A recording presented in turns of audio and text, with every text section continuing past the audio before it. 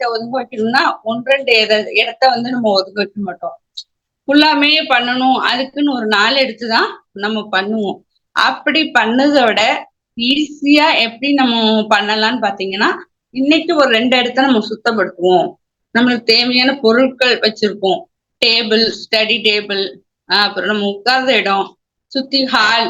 மெயினா வந்து எல்லாரும் நம்ம வெளியில இருந்து வரவங்க ஹால்ல உட்காருவோம். அப்படிங்கும் போது அந்த இடத்த நம்ம காலையில கொஞ்சம் கிளீன் பண்ணி வைக்கலாம். அப்புறம் நம்ம போட்டு போற ஷூவை கிளீன் பண்ணலாம். இந்த மாதிரி கண்ணாடி இதெல்லாம் நம்ம கிளீன் பண்ணி வைக்கும் போது இது ஒரு வேலையை பார்க்காம இது ஒரு என்ஜாய்மெண்டா நம்ம பண்ணோம்னா இது மூலமாவும் நம்மளுக்கு மனசுக்கும் சரி மூளைக்கும் சரி ஒரு புத்துணர்ச்சி கிடைக்கும் அப்படிங்கிறத சொல்லியிருக்காங்க. சோ நம்ம வீடு சுத்தமா இருந்தா நமக்கும் நல்லது, நம்மளை சுத்தி இருக்கவங்களும் நல்லது. இந்த வேலையை ஒரு என்ஜாய் பண்ணிட்டு நம்ம பண்ணணும். இதுக்கு நாள் ஒதுக்காம நம்ம டெய்லி இந்த ப்ராசஸ நம்ம பண்ணிட்டு வரும்போது நம்மளுக்கு வந்து பாத்தீங்கன்னா ஏகப்பட்ட ப்ராசஸ் கிடைக்கும் அப்படின்னு சொல்லலாம். இது மூலமாவும் நம்ம எக்ஸசைஸ் பண்ணலாம். அந்த மாதிரி ஒரு சோர்ஸ் இருக்கு நம்மளுக்கு. ஸோ அதனால டெய்லி நம்ம கிளீனிங் இதுவும் பண்ணிக்கலாம். இதுக்கும் கொஞ்சம் டைம் ஒதுக்கிக்கலாம். அப்புறம் பாத்தீங்கன்னா take shower before you eat. என்ன பாத்தீங்கன்னா பெரும்பாலான மக்கள் பாத்தீங்கன்னா காலையில எழுந்துச்சு குளிக்கிறவங்க சொல்ல போனா பாத்தீங்கன்னா குறைய பேர் தான் அப்படின்னு சொல்லுவோம்.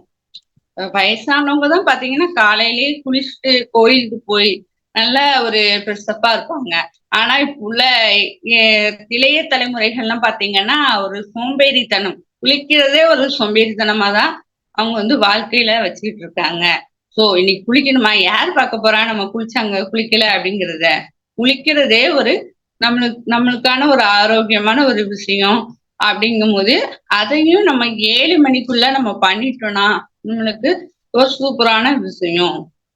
நம்ம அழுக்கு தேய்ச்சி குளிக்கிறோம், பாத்தின்னு சொல்றாங்க. அப்ப அந்த அழுக்கு தேய்ச்சி குளிக்கும் போது நம்மளுடைய உடல் சுத்தமாகும். அப்படிங்கும் போது நம்ம வந்து நிறைய பேர் கூட பேசுவோம், நிறைய பேர் கூட பழகுவோம். அப்படிங்கும் போது நம்ம வந்து குளிச்சோம்னா அது அவங்களுக்கும் ஒரு பெனிஃபிட் தான். அப்படிங்கும் போது நம்ம வந்து 7 மணிக்குள்ள இந்த குளியலையும் முடிச்சிருந்தாங்க. சோ இதுவும் ஒரு பாயிண்ட் தான் பார்த்துக்கோங்க. அடுத்தது பாத்தீங்கன்னா முடிச்சாச்சா, அடுத்தது ரீட் சம்திங்.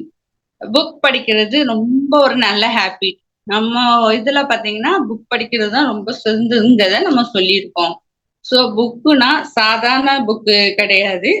ஒரு 20 நிமிடமாவது புக்கு படிக்கணும். ஒரு நியூஸ் பேப்பர் அந்த மாதிரி இதெல்லாம் இல்லாம இப்போ என்னன்னா நியூஸ் பேப்பர் மொபைல்லே வந்து பார்க்க ஆரம்பிச்சுட்டாங்க. நியூஸ் கண்டுன்னு சொல்லிட்டு அது மொபைலே பார்க்க கூடாதுங்காங்க, அந்த மொபைலே நியூஸ் பேப்பர் பார்க்க ஆரம்பிச்சுட்டாங்க.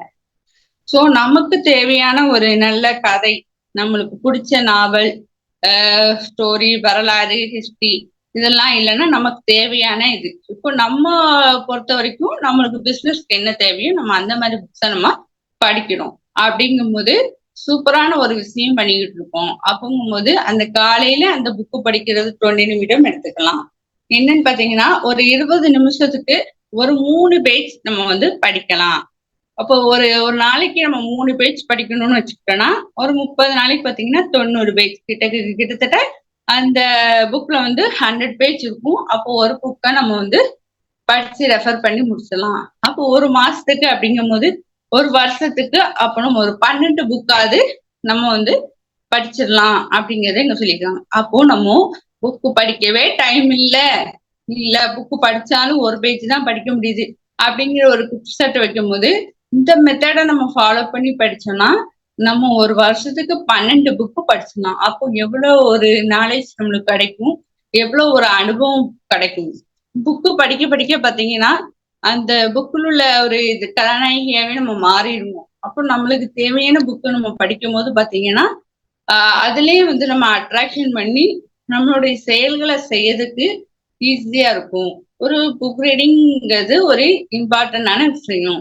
ஸோ புக்கு படிக்கிறது ஒரு சூப்பரான விஷயம். இதையுமே நம்ம வந்து எல்லாருமே நம்ம வந்து ஃபாலோ பண்ணலாம்.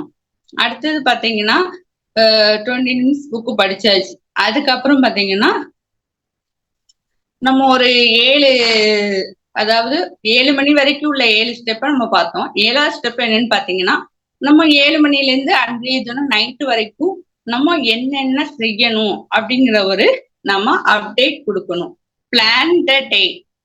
எதுனாலும் நம்ம பிளான் பண்ணி பண்ணா நம்ம வாழ்க்கையில வந்து ரொம்ப சிறந்தது. அது காமெடிக்காக சொல்றது விஷயம் மட்டும் இல்ல. அது வந்து எல்லாத்துக்கும் ஒரு உரியது. ஆனா இத நம்ம பண்றோமா அப்படின்னு பாத்தீங்கன்னா, அதுவும் ஒரு கேள்விக்குறிதான்.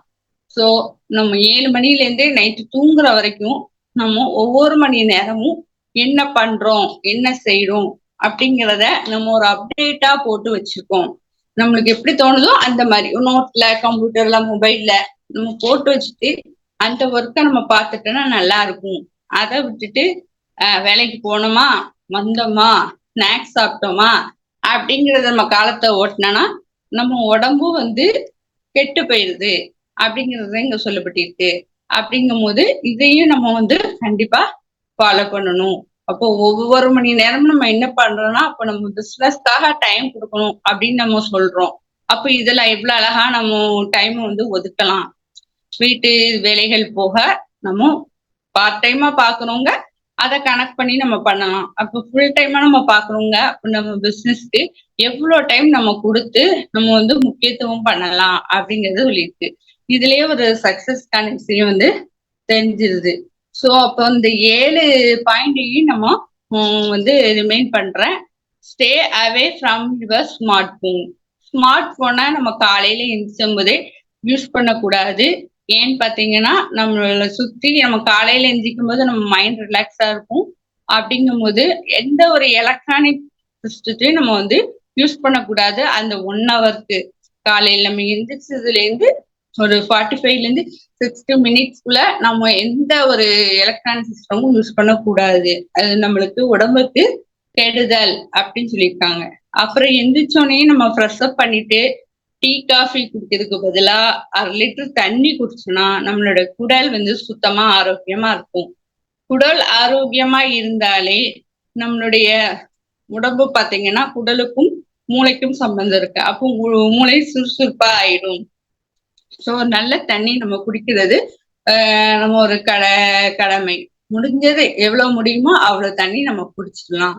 அடுத்தது நம்மள சுத்தமா வச்சுக்கிட்டா அதுக்கும் நம்ம டைம் ஒதுக்கிட்டா நம்ம வீடு எப்பவுமே வந்து சுத்தமா இருக்கும். அதுக்குன்னு ஒரு நாள் வச்சு கிளீன் பண்றது அது அந்த ஒரு நாள் அன்னைக்கே வந்து செலவழிச்சிரும். சோ தினமும் அங்க நம்மளுக்கான இடம் கொஞ்சம் கொஞ்சம் உள்ள இடத்த நம்ம சுத்தப்படுத்திக்கலாம். அதுக்கும் நம்ம டைம் கொஞ்சம் கொடுக்கணும். அப்புறம் பாத்தீங்கன்னா take shower before you eat. நம்ம நல்லா பாத்திங் பண்ணணும். சில பேர் குளிக்காம அன்னைய நாள் போக்க வந்து இது பண்ணிடுவாங்க. காலையில 11 மணிக்கு குளிக்கிறது, சாப்பிட்டுட்டு குளிக்கிறதே பாத்தீங்கன்னா முதல்ல தவறான ஒரு விஷயம். சாப்பிடறதுக்கு முன்னக்கூட்டியே குளிக்கணும்னா பெரியவங்க சொல்லியிருக்காங்க. அதுவும் நம்ம 7 மணிக்கே குளிச்சோன்னா அது கொஞ்சம் நல்ல நம்மளுக்கு ஒரு ரிஃப்ரெஷ்ஷா இருக்கும். அன்றைய நாள் ஃபுல்லா நம்மளுக்கு நல்ல ஒரு பொதுவாவே பாருங்களேன், நம்ம குளிக்கிற வரைக்கும் நம்ம வந்து பாத்தீங்கன்னா அது என்ன சொல்லலாம், ஒரு மக்கு மாதிரியே இருந்த மாதிரி இருக்கும். இந்த குளிச்சு இந்த ட்ரெஸ்ஸ மாத்தினாதான் நம்மளுக்கு வந்து என்னமோ நல்ல இப்ப பிறந்த மாதிரி புதுசா இருந்த மாதிரி இருக்கும். அப்படியே நம்ம வந்து இடப்பட்ட டயத்துலயும் நம்மளுக்கு அப்படி இருக்கும்போது இத காலையிலேயே நம்ம செஞ்சுட்டோம்னா இப்ப அன்னைக்கு நாள் ஃபுல்லா நம்ம சூப்பராவே நம்ம பிளான் பண்ணிடலாம்ல அப்படிங்கறது ஒரு விஷயம் சொல்லியிருக்காங்க. சோ 7 மணிக்குள்ளேயே இருந்துச்சு எல்லாரும் குளிச்சிடலாம். அடுத்தது பாத்தீங்கன்னா ரீட் சம்திங். புக்கு படிக்கிறது ஒரு நல்ல பழக்கம். நமக்கான புக்கை நம்ம ரெடி பண்ணிட்டு நம்ம படிச்சோம்னா ஒரு வருஷத்துக்கு நம்ம 12 புக்கு படிக்கலாம் அப்படிங்கிறது தான் சொல்லியிருக்காங்க. ஸோ டெய்லி நம்ம இந்த பழக்கத்தை கடைபிடிச்சோம்னா அதுக்கப்புறம் நம்ம ஒவ்வொரு நாளா 7 மணிலேருந்து நம்ம நைட்டு வரைக்கும் தூங்குற வரைக்கும் உள்ள பிளானை நம்ம செட் பண்ணிக்கிட்டு நமக்கு எப்படி பிடிக்குதோ அந்த முறையில நம்ம வந்து செட் பண்ணிட்டு அன்றைய நாள் ஃபுல்லா நம்ம பொன்னான நேரமா ஆக்கலாம்.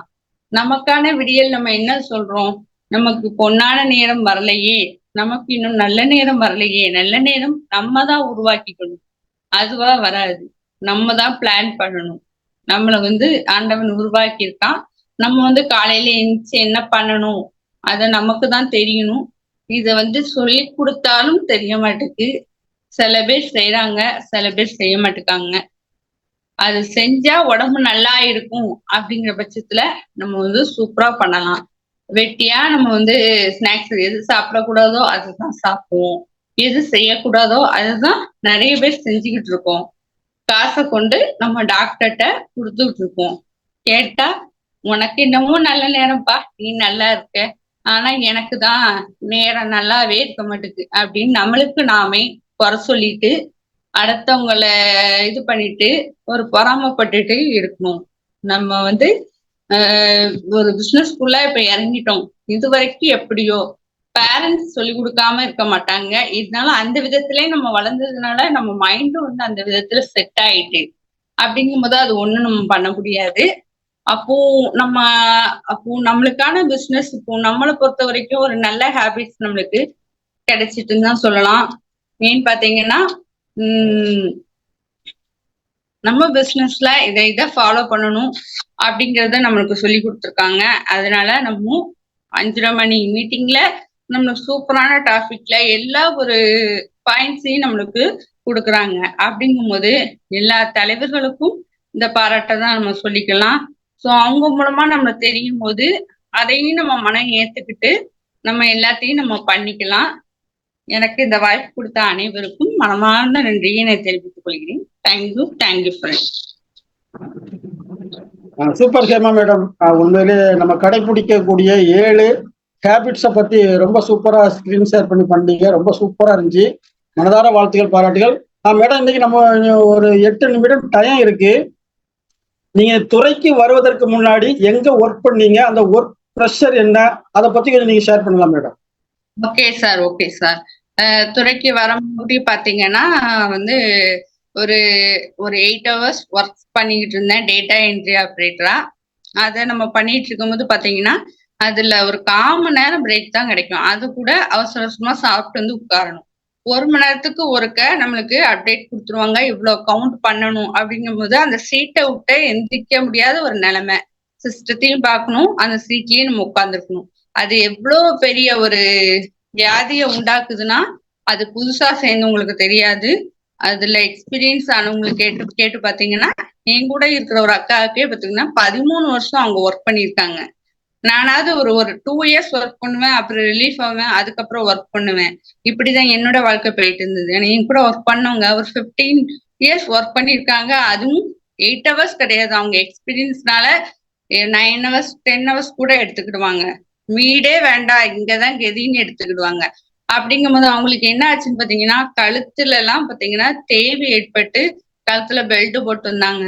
கை உளைச்சல் ஏற்பட்டு கை பேக் எதுவுமே தூக்க முடியாது. எங்க போனாலும் பர்ஸ் தூக்கிட்டு தான் வருவாங்க. கேட்டா எனக்கு கை வலி அப்படிம்பாங்க. அந்த அளவுக்கு வந்து நம்மளுடைய ஒர்க் வந்து பாதிச்சிருக்கு. சம்பளத்துக்காண்டி நம்ம போறோம், அவ்வளவு நேரம் ஒர்க் பண்றோம். அந்த ஒர்க் பண்றது இன்ட்ரெஸ்ட் பண்ணி தான் பாக்குறாங்க. இப்ப அவங்களுக்கு நம்மளுக்கு ஒரு பெரிய ஒர்க் கொடுத்துட்டோம்னா அவங்க தலைமையில தான் எல்லாம் அப்படின்னு சொல்லி கொடுத்துருவாங்க. கொடுக்கும் போது பாத்தீங்கன்னா அவங்கதான் இந்த ஓனர் மாதிரி ஃபுல்லா வந்து இது பண்ணுவாங்க, என்கரேஜ் பண்ணுவாங்க. ஆனா அது மட்டும்தான் அவங்க பண்ணுவாங்க. அவங்களுக்கு சம்பளம் கிடைக்கும், அவ்வளவுதான். அவங்க இந்த போஸ்ட்ல இருக்காங்க அப்படிங்கிற பெயர் வேணா வரும் தவிர வேற எந்த சலுகையும் அவங்களுக்கு கிடையாது. ஸோ வேலையை விட்டு போனோன்னு பாத்துக்கோங்களேன், அவங்கள மதிக்காத அளவு மாதிரியே ஒரு போயிட்டாங்க. அப்ப அந்த வேலையில இருக்கிற வரைக்கும் தான் அவங்களுக்கு ஒரு மதிப்பு, ஒரு இது. அப்புறமா அங்க வெளியே போனோம்னா அவங்க யாரோ மத்த மக்கள் மாதிரிதான். அவங்களுக்கு எவ்வளவோ ஒரு நல்ல திறமை இருந்தும் அவங்க வந்து உடம்ப கொடுத்ததுதான் மிச்சம். அப்படிங்கும்போது அது ரொம்ப கஷ்டமான விஷயம். நான் அந்த டயத்துலதான் எனக்கு இந்த வாய்ப்பு வந்தது. அப்போ ஒரு கவர்மெண்ட் ஜாப் போகணும்னு தான் என்னோட எய்ம் பாத்தீங்க. நான் டிஎன்பிசில நிறைய எழுதியிருக்கேன். அவ்வளவுன்னு நம்மளுக்கு படிக்கணும், பாஸ் ஆகணும், அந்த மாதிரி ஒரு ஐடியா தான். நான் ரொம்ப எல்லாம் படிக்க மாட்டேன். ஸோ அப்படிப்பட்ட சூழ்நிலையில நம்ம வந்து டிஎன்பிசி எல்லாம் பாத்தீங்கன்னா நல்லா ஹார்ட் ஒர்க் பண்ணணும், நல்ல மைண்ட்ல ஏத்திக்கிட்டு அப்பதான் கிடைக்கும். பரிட்சை எழுதியே மார்க் எடுத்தே கிடைச்சாலும் அங்க போய் ஒரு இன்டர்வியூ வைப்பாங்க, அதுலயும் நம்ம பாஸ் ஆகணும். அப்படிங்கும்போது அதுலயும் ஒரு 10 எக்ஸாம் கிட்ட எழுதிருப்பேன். எனக்கு கிடைக்க வாய்ப்பு இல்லை. என்னடா இந்த மாதிரி இருக்கு அப்படிங்கிற பட்சத்துலதான் இந்த வாய்ப்பு வந்து என் கணவர் மூலமா எனக்கு வந்து கொடுத்தாங்க. அவங்க என்ன கணவருக்கு தான் அப்டேட் பண்ண வந்தாங்க. எனக்கு இத பத்தி பிளான் எதுவுமே தெரியாது. இப்படி ஒரு நெட்வொர்க் மார்க்கெட்டிங் இருக்குன்னே நான் கேள்விப்படலை. நிறைய இடத்துல பண்ணிட்டு இருக்காங்க, நம்ம அது வந்து கண்டுக்கிடவே இல்லை. நமக்கும் அதுக்கு தேவையே இல்லாத விஷயம், தூரமான விஷயம் அப்படின்னு. ஏன்னு பாத்தீங்கன்னா கூட்டு ஃபேமிலியில தான் இருந்தோம். அப்ப நம்ம ப்ராடக்ட் வாங்கும் போது பாத்தீங்கன்னா டைரி போட்டு தான் வாங்குவாங்க. அப்படிங்கும்போது அவங்க என்ன சோப் வாங்குறாங்களோ அதை தான் நம்ம யூஸ் பண்ணணும். நானா தனிப்பட்ட போய் வாங்க முடியாது. என்ன வாங்குறாங்களோ அதை நான் யூஸ் பண்ணிக்கணும், அவ்வளவுதான். அப்படின்னு தான் நம்ம காலத்தை போக்கிட்டு இருந்தோம். அப்படிங்கிற பட்சத்துல இப்படி வந்தாங்க. எனக்கு இந்த முகத்துல ஃபேஸ் கிரீம் இதெல்லாம் போடுறதுக்கு பிடிக்காது. சாதாரணமா நம்ம ஃபேஸ் வாஷ் முகத்தை சோப் போட்டு கழுவினோமா, பவுடர் போட்டோமா, வந்தோமா அப்படிங்கிற ஒரு இதுலதான் இருப்பேன். ஸோ அந்த மாதிரி ப்ராடக்டை பத்தின எண்ணமே எனக்கு சின்ன பிள்ளையில இருந்தே கிடையாது. ஏன்னா அப்படிப்பட்ட சூழ்நிலையில தான் வளர்ந்து வந்திருப்போம். நம்ம வேலை என்ன, நம்ம எந்திரிச்சு குளிச்சோமா, வெளியே போனோமா, படிச்சோமா, அந்த மாதிரி ஒரு இதுலயே தான் இருந்துட்டோம். இந்த மாதிரி நம்ம இப்படி இருப்போம், நம்மளையே நம்ம உருவாக்கிக்குவோம், அந்த எண்ணம் கூட எனக்கு வந்தது கிடையாது. ஸோ அந்த சூழ்நிலையில தான் வளர்ந்தோம். அந்த சூழ்நிலையில தான் கட்டியும் கொடுத்தாங்க, அங்கேயும் அப்படிதான் இருந்தோம். அப்படிங்கிற பட்சத்துல இந்த வாய்ப்பு வந்தது அவருக்கு. என்ன சும்மா ஐடி போட்டு என் ஐடி கொடுத்து அவங்க ஜாயின் பண்ணி விட்டாங்க. எனக்கு தெரியவே தெரியாது ஒரு மாசமா. அப்போ பாத்தீங்கன்னா அதுக்கப்புறம் ஒரு மாசம் கழிச்சு என்னோட ஒய்ஃப் வந்து அவங்க வந்து பேசினாங்க, எப்படி மேம் இருக்குன்னு. ஒரு 1000 ரூபாய்க்கு ப்ராடக்ட் வாங்குங்க. நாங்க முதல்ல ஃபேஸ் வாஷ் டெமோ பண்ணாங்க, யூஸ் பண்ணேன். எனக்கு நான் ஃபேஸ் வாஷே யூஸ் பண்ணது கிடையாது, எதுவுமே பிம்பிள்ஸ் எதுவுமே வராது. என்னுடைய சிஸ்டர்ஸ் யூஸ் பண்ணாலும் எனக்கு பிடிக்காது, முகத்தை போட்டு கெடுக்குறாங்களே, ஏதாவது போட்டுதான் திரும்ப முகத்துல பருவா வரும் அப்படிங்கிற ஒரு தாட்ல எனக்கு வேண்டாமே அப்படின்னு. இல்ல யூஸ் பண்ணி பாருங்க மேம். நாங்க யூஸ் பண்ணா சூப்பரா இருந்துச்சு எனக்கு. அப்புறம் இவங்ககிட்ட சொன்னேன், அப்போ நம்ம தனியா வாங்கணும்னா ஒரு 1000 ரூபாய்க்கு நம்ம பர்ச்சேஸ் பண்ணிக்கலாம் அப்படின்னு சொல்லியிருக்காங்க. அப்போ உனக்கு பிடிச்சது நீ வாங்கிக்கோ, இது வரைக்கும் சோப்பு பேஸ்ட் எல்லாம் நம்ம தனியா வாங்கினதுல எல்லாம் வாங்கிக்கோ அப்படின்ட்டாங்க. ஓகே, இது மூலமா நம்மளுக்கு ஒரு 1000 ரூபாய் ப்ராடக்ட் கிடைக்க அப்படின்னு சொல்லி ஒரு சோர்ஸ்லதான் இவங்களும் தருவாங்கல்ல அப்படிங்கிற ஏன்னா சேலரி எல்லாம் மொத்தமாவே கொடுத்துருவாங்க மாமியார்கிட்ட.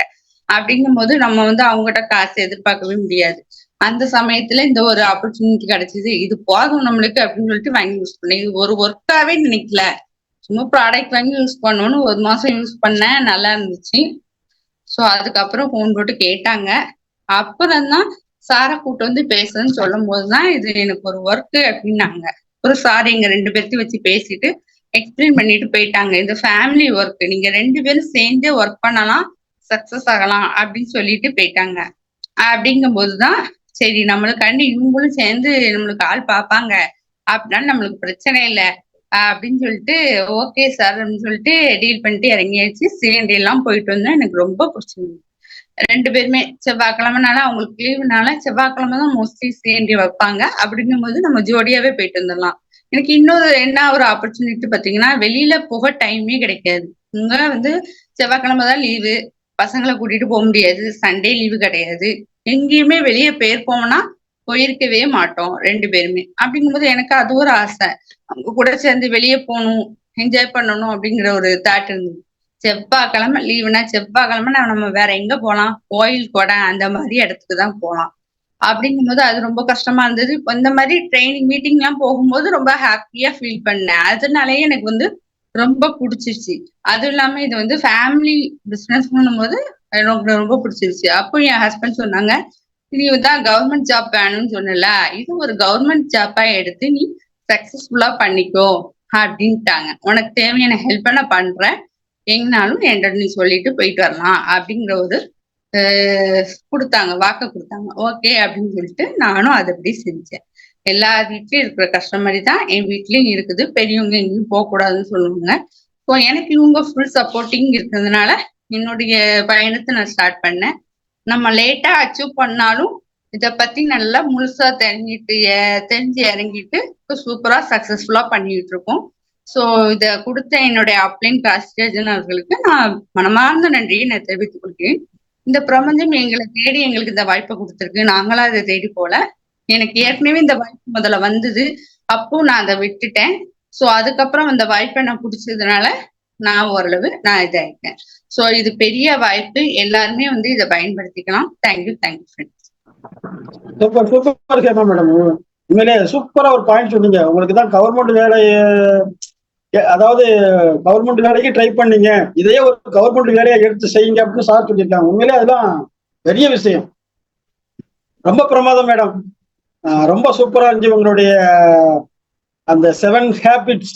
அடுத்து வந்து பாத்தீங்கன்னாக்க நீங்க இந்த துறையில எப்படி வந்தீங்கன்னு ஷேர் பண்ணீங்க, ரொம்ப யூஸ்ஃபுல்லா இருந்துச்சு. ஓகே ஃப்ரெண்ட்ஸ், நமக்கு டைம் முடிஞ்சிருச்சு.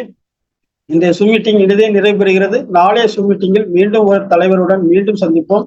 Wish you all success. Thank you very much. வாழ்க வையகம், வாழ்க வளமுடன்.